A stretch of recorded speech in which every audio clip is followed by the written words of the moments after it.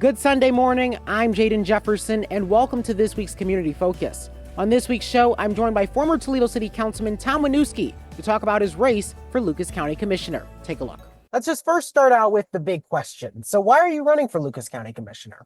Well, I think there needs to be some checks and balances in all parts of government, but particularly county government. In other words, there is no Republican in any county office except for some judicial appointments, judicial elections in the county. But the rest, auditor, treasurer, and all three commissioners are Democrat. Now, I have a lot of Democrat friends, and Jaden, I've worked well with the Democrats across the aisle when I was on Toledo City Council. But you can see, and I've said this even with my party down in Columbus, unless there are checks and balances, you're not going to have an effectively run government. So that's number one. But there were so many issues that have surfaced as a result, and we're just starting to uncover a lot of these. So I'm glad I did jump into the race. It really is a big time for the county because the county has a lot of big projects that are happening. And one of them, of course, is the Lucas County Jail project, which recently ran into some hiccups. So if you were to be elected, what are some different ways you would handle that?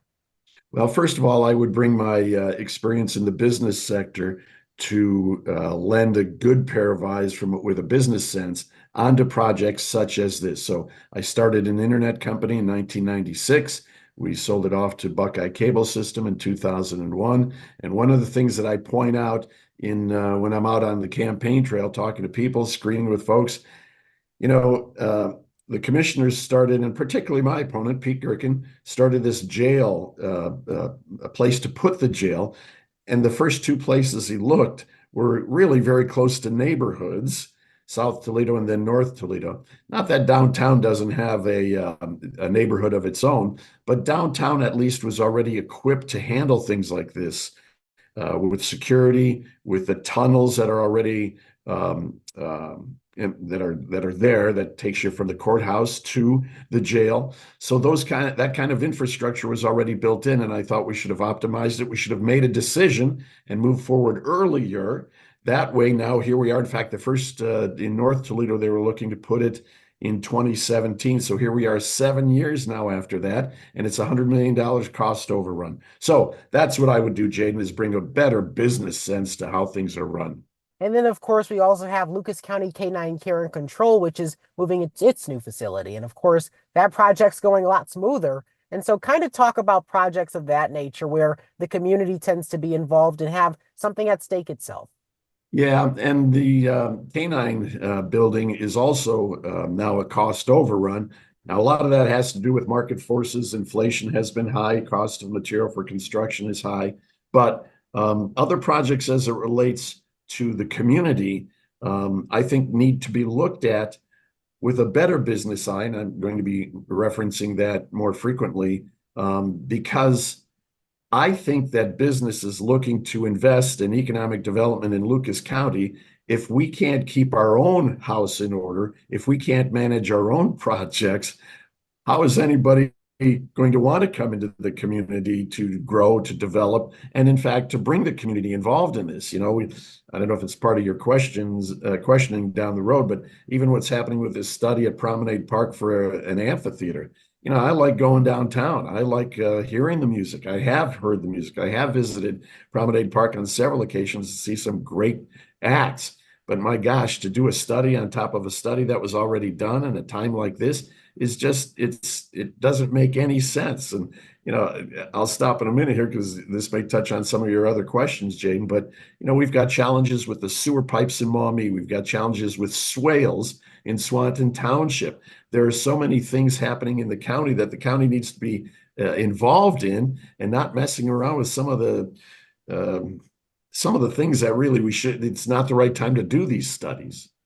And of course, that amphitheater study is a very interesting thing because economic development is a huge thing for the county. It's how the county operates. And so talk to me about how you would bring more business to Toledo in a time when a lot of cities are having to deal with the fact that businesses are suffering due to inflation. Yeah, well, I would do it what most of the other 88 counties in Ohio do, and that is to have an economic development structure organization that really is driven by businesses through membership. For example, we have the RGP and we have the Port Authority, but it doesn't have that backing from a government standpoint. And when the county is running economic development, we see what's happened. In fact, the person who was running economic development moved on, left, quit on her own volition, or was promoted despite not producing. So the county itself has had an anemic business development department, and in the other counties, it's driven by the businesses through a membership that then relies on support from the county, but more so in a structural system that's intended for government. In other words, make sure the zoning laws are in place, make sure that there aren't overburden restrictions on businesses coming here. That's why Wood County is taking a lot of our businesses. We have a great opportunity to do things because of our location, as you know, with the Highway 75 north and south, the Turnpike east and west. We're close to the water. We just have not been able to optimize that. I'd also like to combine it a little bit with what the city of Toledo is doing. There are 22 jurisdictions in the county, Jaden. Toledo, of course, being the largest. So we should see what they're doing and how they're doing things. But there's also opportunity in the Maumei's and the Sylvanias to do some better economic development. And so that's one of the things that I would do. And one of the things you mentioned earlier in the interview was checks and balances. So how would you bring that to county government? I think mostly it brings a separate mindset. In other words, my mindset, as it has been on my 12 years on Toledo City Council, is what is a need and what is a want? And then what is the income and what are our expenses?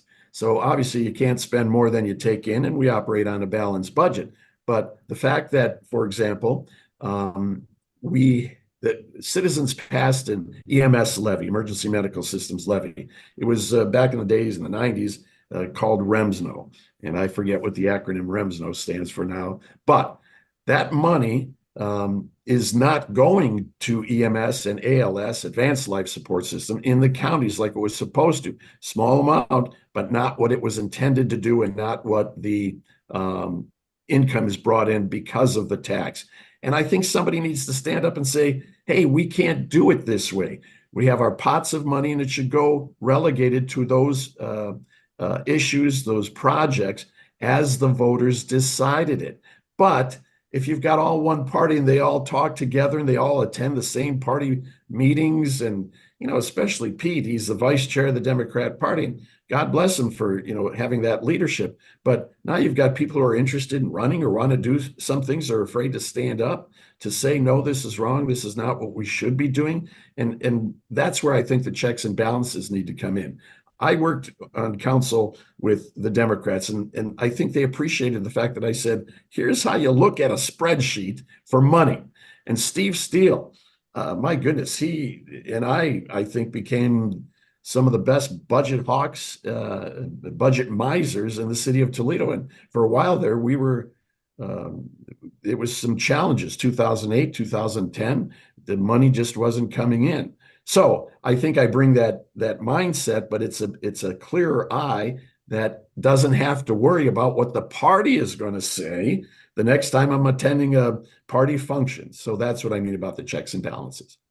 And I'm glad you bring up the EMS levy, because one complaint I've heard from so many Lucas County residents is about the consolidated 911 operations. Obviously, cuts costs tremendously, but some people do report delays and experiencing issues with that. And so how would you address that issue for a lot of people that rely on 911? Yeah, and similarly with you, I believe in the economies of scale. In other words, if we can have some of the dispatching handled in a central location. So I understand that concept, but it wasn't, I don't believe the municipalities, the villages, the townships, the areas were consulted in great depth about that. And I'll tell you this, and also then what I would do. So I screened in front of the Toledo firefighters, and they were frustrated.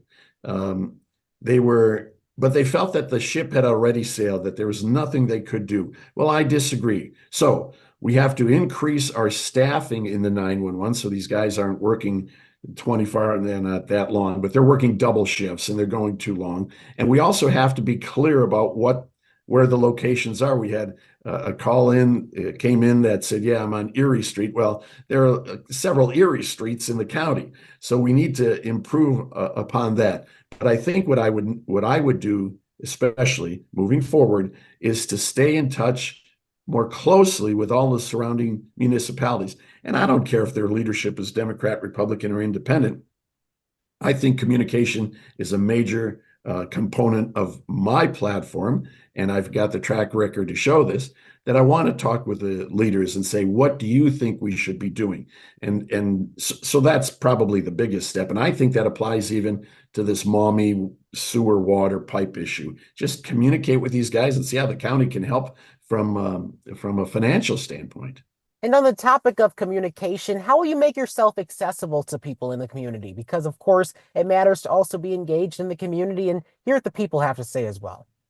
One of the things that I did, I'm very proud of, Jaden. When I was on Toledo City Council, I started a newsletter. My degree is in journalism. I spent 25, 30 years in the television industry. In fact, I think I've got my Emmy, if you don't mind. That's right here, my friend. So I'm hoping you're going to get one of these soon because you're working really hard on stuff. So Thank I've you. got 3 of those because of my reporting. I feel constituent services and communications to people is an important part of any elected official's jobs. So my newsletter, I resurrected when I was on council. We had over 10,000 subscribers, and it would be a monthly explanation of things that are happening in the county, particularly as it relates to expenditures. The county is operated by property taxes, sales taxes, and then what comes in from this federal and state government. And I think that the communication of what that is in a very simple, I'm not looking to give a war and peace explanation online with what I'm doing in the county, but some simple facts about county government and how it operates. I think that engages the community more than anything in our government. In other words, we're the government's boss. It's not vice versa. So that's what I would do, increase communication. My website has always been accessible and people email me all the time. And I respond to that stuff. So it's not I don't have a proxy answering my emails. So I try to stay in touch with people. I sit on my front porch here in West Toledo, people walking by, and they always stop and ask me questions and how I can help. So I would continue that in the county. Well, thank you so much for joining me. I appreciate it. Jaden, thank you. You always ask some great questions. It's been a little bit since I've seen you, so Yes. you've grown and matured, and God bless you, and good luck in your profession as well, and good luck in school.